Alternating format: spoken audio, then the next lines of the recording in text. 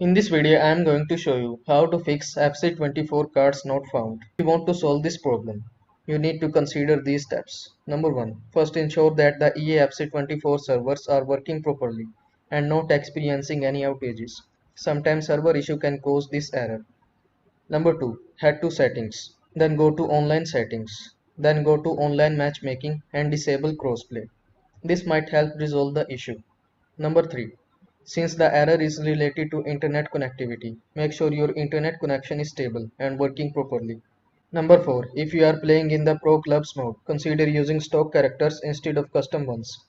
Custom characters sometimes cause issues, so reverting to the present player might help. In the last, if the issue is not solved, then contact official support of the game. They can solve your problem.